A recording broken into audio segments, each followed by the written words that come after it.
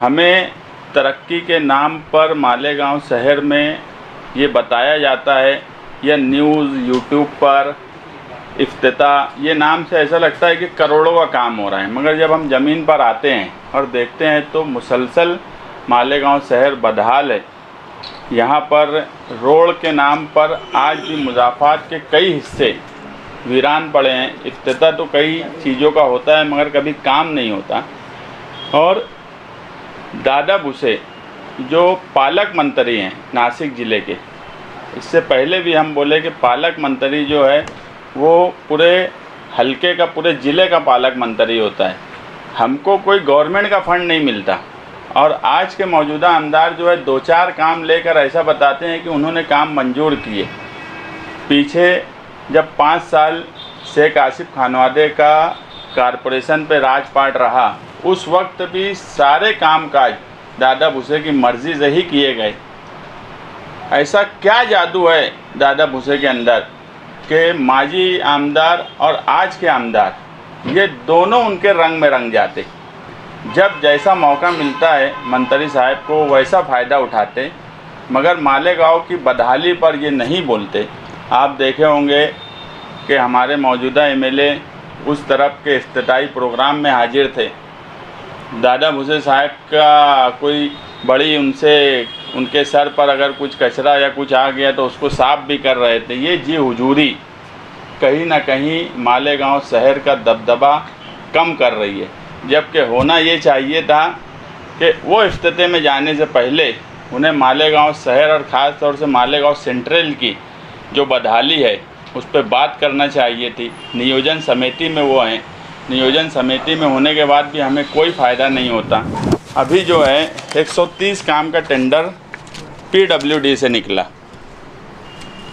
हमेशा ये हुआ है कि कारपोरेशन अगर कोई फंड देती है यानी हिस्सेदार होती है तो उसका टेंडर हमेशा कारपोरेशन से निकाला जाता। इसमें 130 काम में लगभग 35 करोड़ का ये काम है, जिसमें 30% कारपोरेशन का है। और अगर ये काम अबों में गया तो वो भी जनरल फंड से दिया जाएगा। ये 130 काम में हमको सिर्फ 10 काम मिला है मालेगांव सेंट्रल को, और वो 10 काम की लागत लगभग 5 करोड़ 25 लाख रुपया है। और हमारा पैसा जा रहा है 12 करोड़ जनरल फंड से। उस पर भी जब ये 8-10 काम जो है इसको ये बताया जाएगा कि गवर्नमेंट से बात करके या मंजूर करके लाया गया, मगर सच बात यह है कि अगर हमारे जनरल फंड का हिस्सा ही हमको मिल जाता तो हम 12 करोड़ का काम कर लेते। ऐसा ही फ़ैसला इससे पहले शेख रशीद खानवादा जब था, इन्होंने ठहराव करके 100 करोड़ का दिया था। आज भी हम उससे महरूम हैं। मिर्ज़ा गालिब रोड जैसी इफ्तिताई प्रोग्राम को लगभग 1.5-2 साल हो गया, आज भी वो रोड नहीं बनी। नुमानी पुल के सवाल पर मैं उस वक्त भी ये बात बोला था कि जब ये सब ब्रिज मंजूर हुए थे जिसका इफ्तिताह है, जब उस वक्त के कमिश्नर के पास मैं बैठकर नुमानी पुल की बात बताया तो उनको इल्म नहीं था। उसी वक्त बच्छाव साहब को बुलाया गया जो सिटी इंजीनियर हैं, और उनको कहा गया कि यार ये ब्रिज का काम मंजूर करो। और मैं उस वक्त ये बोला था कि सैंडवे ब्रिज की ज़रूरत नहीं है। आज भी सैंडवे ब्रिज को पैदल के लिए ही इस्तेमाल किया जा रहा। बनने के बाद वहाँ जीना बना दिया गया पैदल आने जाने के लिए। वो सैंडवे ब्रिज उस वक्त भी पैदल आने जाने के लिए था, कोई ज़रूरत नहीं थी। वो मैं ऐसा मानता हूँ कि वो तारीखी ब्रिज था, उसको तोड़ने के लिए भी बहुत ताकत लगी, बहुत वक्त लगा, मगर बिला वजह तोड़कर वो बनाया गया। और उस वक्त कमिश्नर को मैं बोल दिया था कि अगर तुमने नुमानी ब्रिज का फंड नहीं दिए तो मैं एक भी ब्रिज बनने नहीं दूंगा।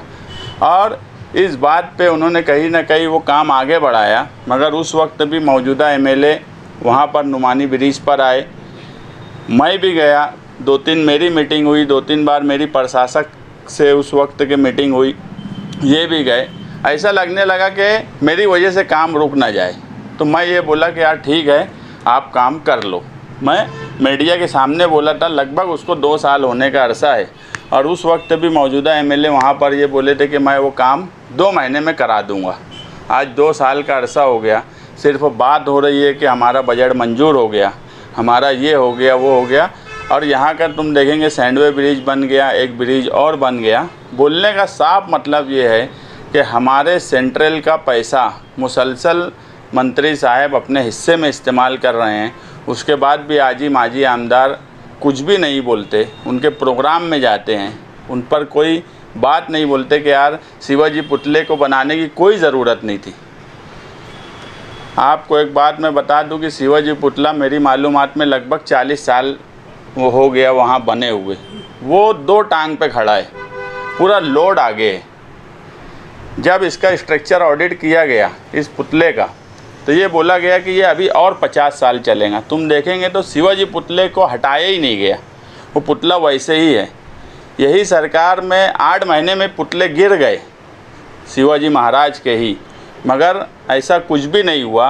वो पुतला जिस वक्त बना था, बोलने का मतलब ये है कि पहले जो काम होता था इस शहर में उसकी क्वालिटी क्या थी कि 2 टांग पे खड़ा पुतला जिसका लोड पूरा आगे है, टेक्निकल कितना मजबूत काम किया जाता था कि इन्होंने चाह के भी, मुझे ये लगता है कि अगर वो पुतला निकाल के दूसरा बनाते तो 2, 5, 10 साल में गिर जाता, मगर वो टेक्निकली इतना अच्छा बना हुआ है कि उनको निकालने की ज़रूरत नहीं पड़ी।